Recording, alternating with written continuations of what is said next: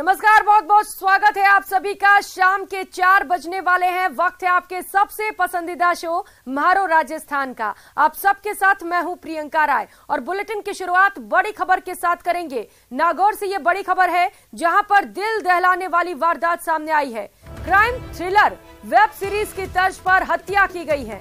बेरहमी से प्रेमी ने प्रेमिका को मार डाला और उसके बाद धारदार हथियार से उसके शव के कई टुकड़े कर दिए। पकड़ा ना जाए इसके चलते शव के जो टुकड़े थे उन्हें जंगलों में अलग अलग जगहों पर फेंक दिया। आरोपी प्रेमी ने 3 दिन पहले अपना जुर्म कबूला है। शव के अवशेष बरामद करने के लिए पुलिस लगातार जुटी हुई है। तो वहीं आरोपी पुलिस को बार बार गुमराह करता हुआ भी नजर आ रहा है। प्रेमी द्वारा कटर से प्रेमिका के शव के टुकड़े करने की आशंका है। शव को अलग अलग जगहों पर आरोपी प्रेमी ने 3 दिन पहले ही हत्या करना भी कबूला है, लेकिन शव के अवशेष बरामद करने में पुलिस के पसीने छूट रहे हैं। आरोपी लगातार पुलिस को बार बार गुमराह कर रहा है। आरोपी की निशानदेही से मानव जबड़ा, हड्डियां और बाल भी बरामद किए गए हैं। अब बाकी का जो अंग है, जो हिस्सा है, लगातार पुलिस उसकी तलाश में जुटी हुई है। नागौर जिले में हत्या की एक ऐसी वारदात सामने आई है जिसने पूरे जिले को चौंका कर रख दिया। आम व्यक्ति ही नहीं, इस वारदात से नागौर जिले की पुलिस भी हैरान है। आरोपी ने हत्या की वारदात 3 दिन पहले कबूल कर ली, लेकिन अभी तक मृतका का शव नहीं मिला। प्रेम प्रसंग से जुड़ा हुआ ये मामला है। नागौर जिले के श्री बालाजी क्षेत्र का ये पूरा मामला है, जिसमें एक विवाहिता 22 जनवरी को अपने ससुराल जाने के लिए निकली, लेकिन ससुराल नहीं पहुंची। इसके बाद 2 दिन तक परिजनों ने इंतजार किया, फिर श्री बालाजी थाने में गुमशुदगी दर्ज करवाई। लेकिन गुमशुदगी दर्ज करवाने के कई दिन बाद भी जब विवाहिता का कोई पता नहीं चला, तो परिजनों ने पुलिस पर प्रेशर बनाया। इस बीच एक बात ये पता चली कि विवाहिता 22 जनवरी को डेरवा गांव के अनोपाराम के साथ बाइक पर नागौर की तरफ जा रही थी। ये लिंक पुलिस को मिला, जिसके बाद पुलिस ने डेरवा गांव के अनोपाराम को हिरासत में लिया। जब अनोपाराम से कड़ाई से पूछताछ की तो उसके बाद एक हैरान कर देने वाला खुलासा हुआ। अनोपाराम ने यह खुलासा किया है कि प्रेम प्रसंग दोनों का चल रहा था। मृतका व अनोपाराम का प्रेम प्रसंग पिछले काफी समय से था, लेकिन मृतका पिछले लंबे समय से अनोपाराम पर शादी करने का दबाव बना रही थी। इसी कारण अनोपाराम तंग आ गया और उसने क्राइम थ्रिलर वेब सीरीज की तर्ज पर इस हत्याकांड को अंजाम दिया। और नागौर से सहयोगी महेंद्र हमारे साथ जुड़ चुके हैं। इसी खबर पर ज्यादा जानकारी देंगे। महेंद्र, एक और श्रद्धा की हत्या। प्रेमी ने प्रेमिका का पहले मर्डर किया और उसके बाद शव के टुकड़े कर अलग अलग जगहों पर फेंक दिए। क्या कहना है पुलिस का पूरे मामले पर, और एक बड़ी चुनौती पुलिस के लिए जो टुकड़े हैं उन्हें इकट्ठा करना? देखिए, पुलिस के सामने अभी बड़ी चुनौती यही है कि जो मृतका के शव के टुकड़े किए हैं, जो अभी अवशेष के रूप में ही मौजूद बचे हुए हैं, उनको बरामद करना। आज दूसरा दिन है। जो आरोपी प्रेमी है अनोपाराम, उसके गांव डेरू में एक कुएं में उसने जो शव डालने का ये दावा जो पुलिस के समक्ष किया है, उसके आधार पर पुलिस लगातार दूसरे दिन एसडीआरएफ की मदद से कुएं में तलाशी कर रही है। लेकिन कुएं में पानी अधिक गहरा है, उस पानी को तोड़ने की कोशिश चल रही है। पुलिस को कैमरे की मदद से इस बात की तस्दीक हो गई है कि कुएं के भीतर मानव अंग है, और अभी पुलिस का ये दूसरे दिन लगातार प्रयास चल रहा है।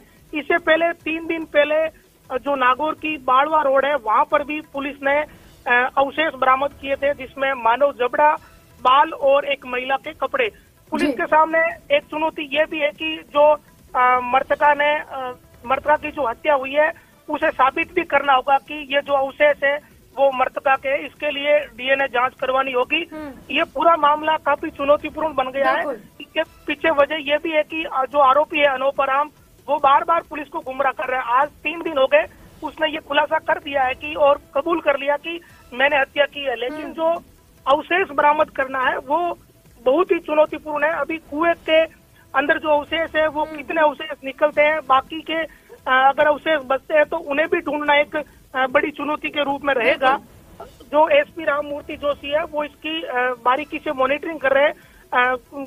जो नागौर वर्त के कई एसएचओ और यहाँ के वर्ताधिकारी है वो इस टीम को लीड कर रहे हैं और लगातार इंटरोगेशन जो प्रेमी अनोपराम है उससे चल रहा है। अब तक की जो पुलिस की पूछताछ और जो थ्योरी सामने आई है उससे ये लग रहा है कि आरोपी अनोपराम ने किसी थ्रिलर वेब सीरीज या थ्रिलर फिल्म की मदद ली है इस पूरी घटना को अंजाम देने के लिए। महेंद्र, वेब सीरीज को देखकर इस तरीके से शातिराना अंदाज में मर्डर करके शव को टुकड़ों करके फेंका जा रहा है जिससे कि ये पता ना चल सके कि वो हत्यारा है और शव भी जो है वो बरामद ना हो सके। लेकिन महेंद्र, पुलिस हो सकता है जल्द ही शव को भी बरामद कर ले। और महेंद्र, ये बड़ा चैलेंज बनता जा रहा है पुलिस के लिए। पूछताछ की जा रही है महेंद्र, लगातार इंटरोगेशन चल रहा है। क्या ये पता चल पाया है कि वजह क्या रही इस हत्या के पीछे, हुआ क्या था आखिर? देखिए, इस मर्डर की वजह भी पुलिस के सामने आ चुकी है। 22 जनवरी को ये अपनी जो आरोपी अनोपराम है वो प्रेमिका को बाइक पर बैठा कर ले गया था। जो प्रेमिका मृतका गुड्डी है वो लगातार इस पर दबाव बना रही थी कि वो उसे शादी करे। दोनों ही पहले से ही शादीशुदा है और अनोपराम इस दबाव से तंग परेशान हो गया था। उसकी पहले से शादी हो रखी थी, लेकिन मृतका का ये दबाव था कि अनोपराम उससे शादी करे। यही एक बड़ी वजह रही कि इस एक्स्ट्रा मैरिटल अफेयर को छुपाने के लिए अनोपराम ने इतनी बड़ी वारदात को अंजाम दे दिया।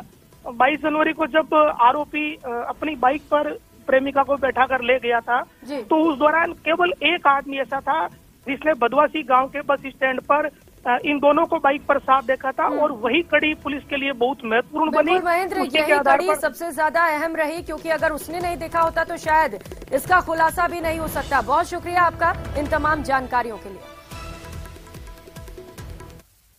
और चलिए रुक लेते हैं इस बीच और एक और बड़ी खबर का। भरतपुर से ये बड़ी खबर है, परीक्षार्थियों ने रोडवेज बस स्टैंड पर जाम लगा दिया है। समान पात्रता की परीक्षा देने ये सभी परीक्षार्थी पहुंचे थे। बस नहीं मिलने से इन परीक्षार्थियों का गुस्सा फूट पड़ा।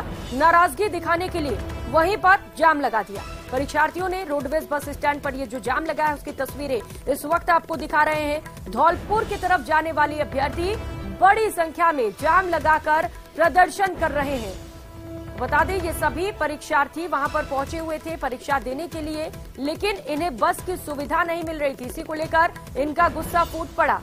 इनका कहना है कि सभी जगह के लिए बस उपलब्ध हो रही है लेकिन धौलपुर के लिए बसें जा ही नहीं रही हैं। ऐसे में गुस्साए अभ्यर्थियों ने जाम लगा दिया। अभी तक कोई भी अधिकारी रोडवेज की ओर से यहाँ पर नहीं पहुंचा है, न ही कोई पुलिस का अधिकारी पहुंचा है जिससे कि समझाइश की जाए, अभ्यर्थियों की जो परेशानियां हैं उनको सॉल्व किया जाए। अभ्यर्थियों द्वारा लगातार वहां पर जाम लगाया गया है और लगातार प्रदर्शन किया जा रहा है।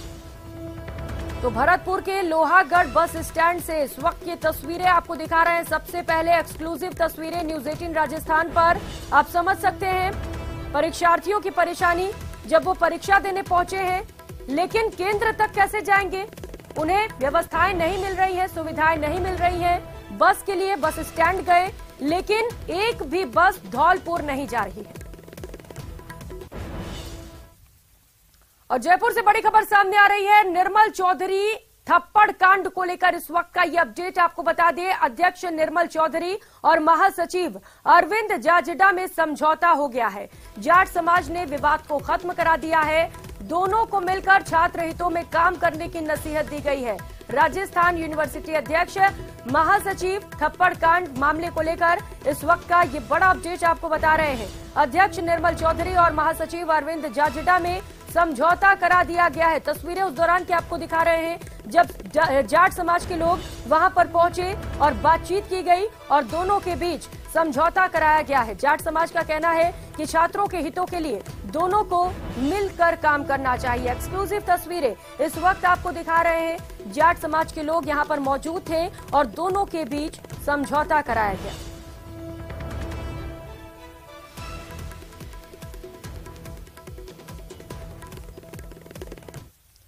और एक और बड़ी खबर जोधपुर से सामने आ रही है, जहां पर बीच सड़क पर लात और घूंसे चले हैं। दो गाड़ियों की टक्कर के बाद जमकर विवाद हुआ। मौके पर पुलिस भी पहुंची और पुलिस ने समझाइश किया। शास्त्री नगर थाना क्षेत्र का ये पूरा मामला है, जहां पर बीच सड़क पर जमकर दो पक्षों में विवाद हुआ। बताया जा रहा है कि दो गाड़ियों के आपस में टक्कर हुई और इसी को लेकर देखते ही देखते ये विवाद बढ़ता चला गया। बीच बचाव करने के लिए पुलिस को पहुंचना पड़ा। पुलिस ने बीच बचाव करते हुए विवाद को शांत करा दिया। तस्वीरें उस दौरान की आपको दिखा रहे हैं, एक्सक्लूसिव तस्वीरें, जब सड़क पर दो वाहनों का आपस में टकराव हुआ और इस दौरान दो पक्ष आपस में भिड़ते हुए नजर आए।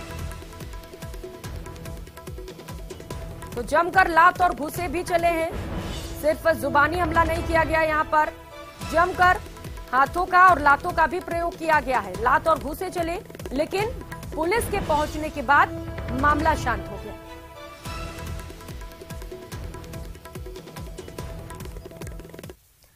और चलिए रुक कर लेते एक और बड़ी खबर का। जयपुर से ये बड़ी खबर है, किरोड़ी लाल मीणा का जयपुर कूच। इसी को लेकर ये अपडेट आपको बता दें, समर्थकों के साथ किरोड़ी लाल मीणा इस वक्त जयपुर पहुंचे हुए हैं।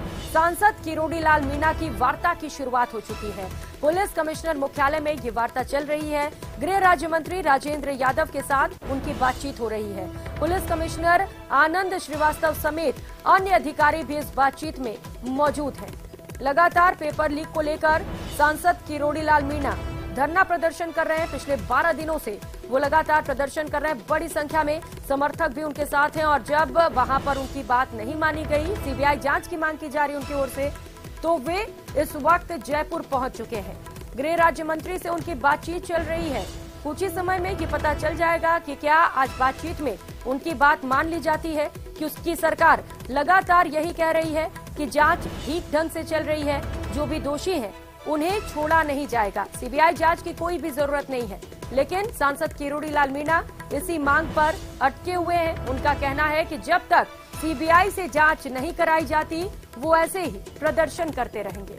तस्वीरें आप देख पा रहे हैं उस दौरान की, जब जयपुर में सांसद किरोड़ी लाल मीणा पहुंचे थे। बड़ी संख्या में समर्थक उनके साथ मौजूद हैं। सभी समर्थक भी लगातार मांग कर रहे हैं कि जो पेपर लीक प्रकरण है उसे लेकर सीबीआई जांच कराई जाए, क्योंकि ये पहला मामला नहीं, इससे पहले भी कई बार पेपर लीक होते चले जाते हैं, लेकिन कोई निष्कर्ष निकल कर नहीं आता है, कोई बड़ी मछली नहीं फंसती और यही वजह है कि बार बार पेपर लीक हो रहे हैं। सांसद किरोड़ी लाल मीणा ने कई बड़े नाम पर भी आरोप लगाए हैं। वो कह रहे हैं कि कई बड़े नाम इस पेपर लीक में शामिल हैं।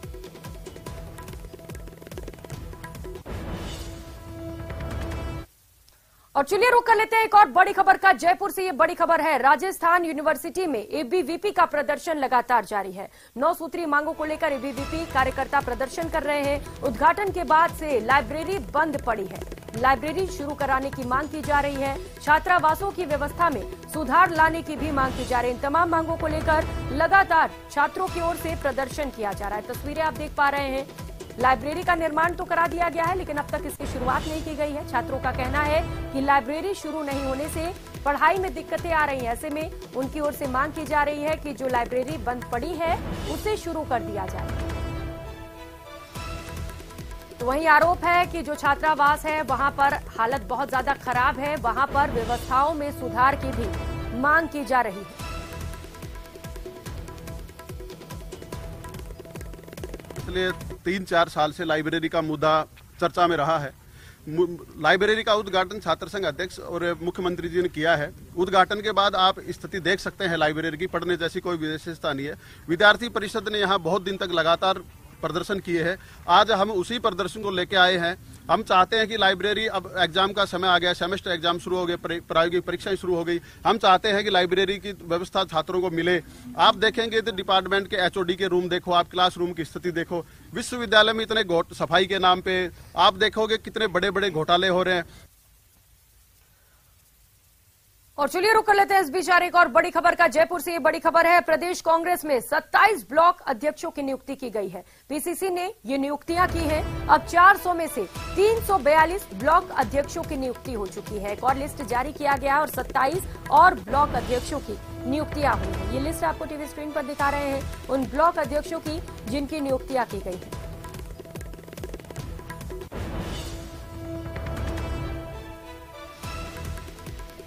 और कोटा से बड़ी खबर सामने आ रही है। नगर निगम की बजट बैठक में जोरदार हंगामा हुआ है। दोनों पक्षों के जो पार्षद हैं वो आमने सामने आ चुके हैं। तस्वीरें इस वक्त आपको दिखा रहे हैं। कांग्रेस और बीजेपी के पार्षद आमने सामने हो चले हैं। विधायक के काम पर पार्षदों ने सवाल उठाए हैं। निगम में काम करने में भेदभाव के भी आरोप लगे हैं और आरोप लगते ही गुस्सा फूट पड़ा। बीजेपी और कांग्रेस दोनों पार्षद आमने सामने आ गए। जमकर नोकझोंक चली। ये तस्वीरें भी आप देख पा रहे हैं जहां पर बीजेपी और कांग्रेस दोनों ही पार्षदों में नोकझोंक देखने को मिली। तो नगर निगम की बजट बैठक चल रही थी और वहीं पर यह जोरदार हंगामा हुआ।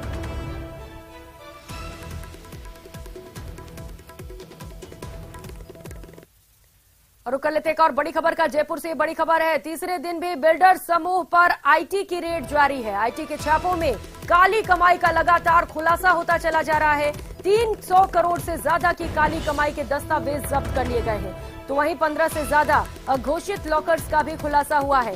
ब्लैक मनी निवेश के दस्तावेज भी जब्त किए जा रहे हैं। 3 से 4 दिन और बताया जा रहा है कि ये कार्रवाई जारी रहेगी। अगर ऐसा होता है तो राजस्थान में सबसे लंबी आयकर विभाग की कार्रवाई हो सकती है।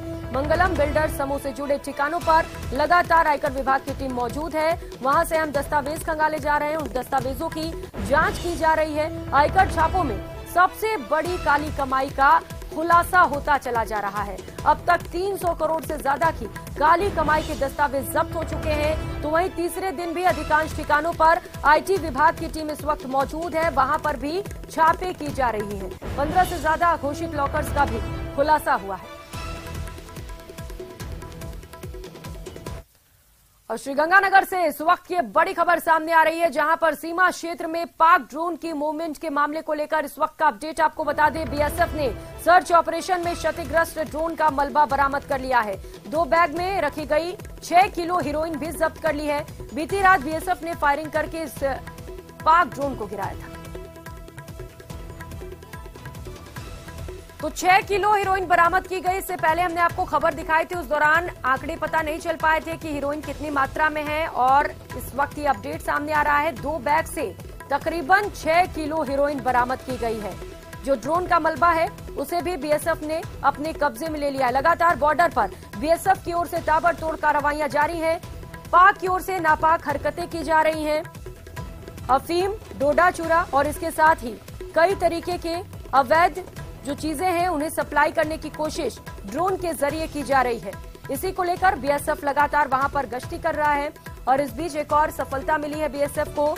एक और कोशिश की जा रही थी पाकिस्तान की ओर से ड्रोन के जरिए यहां पर 6 किलो तकरीबन 6 किलो हेरोइन भेजने की, लेकिन बीएसएफ की मुस्तैदी से इस ड्रोन को मार गिराया गया। ड्रोन के मलबे को बीएसएफ ने अपने कब्जे में ले लिया है और 6 किलो हेरोइन भी जब्त कर ली है। इस बीच एक अज्ञात शख्स को भी पकड़ा गया है। संदिग्ध बताया जा रहा है।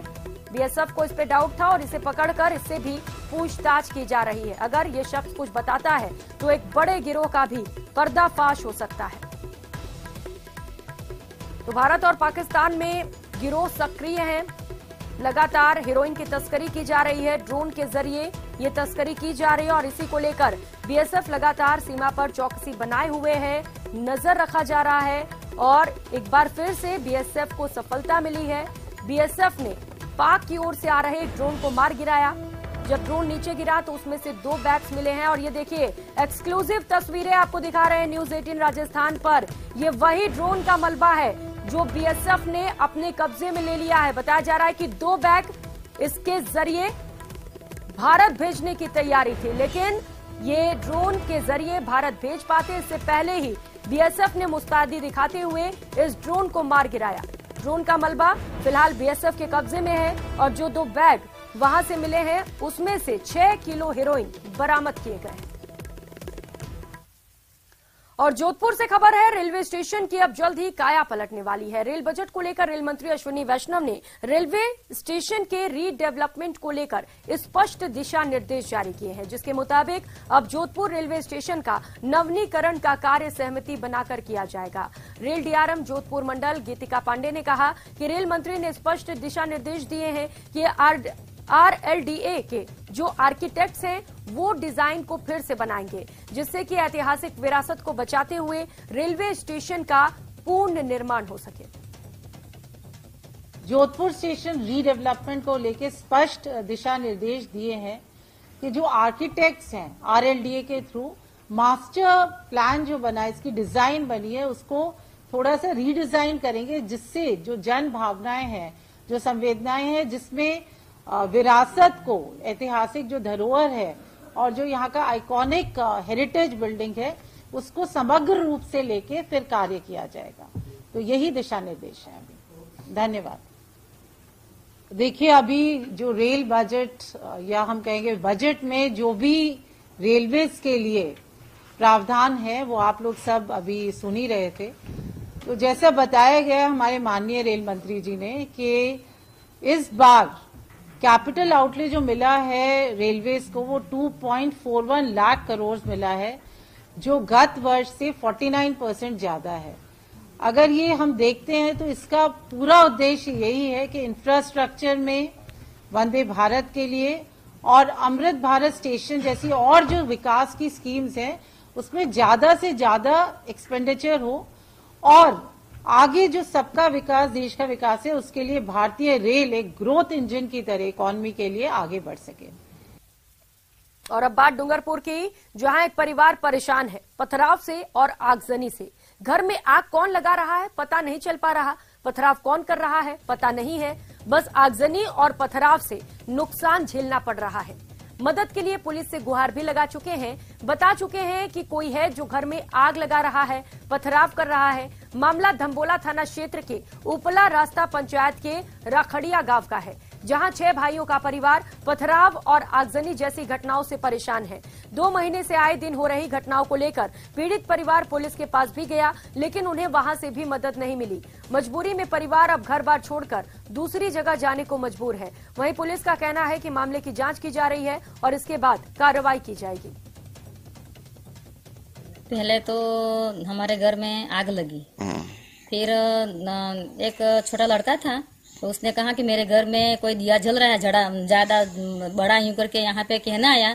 तो एक पप्पू नाम का है, वो दौड़ के गया तो ये तो आग लग रही है करके पानी लेके बुझाई आग। और जाते जाते तो जो था वो कपड़े थे पेटी में और अनाज था वो जल गया था। साहब पत्थर थे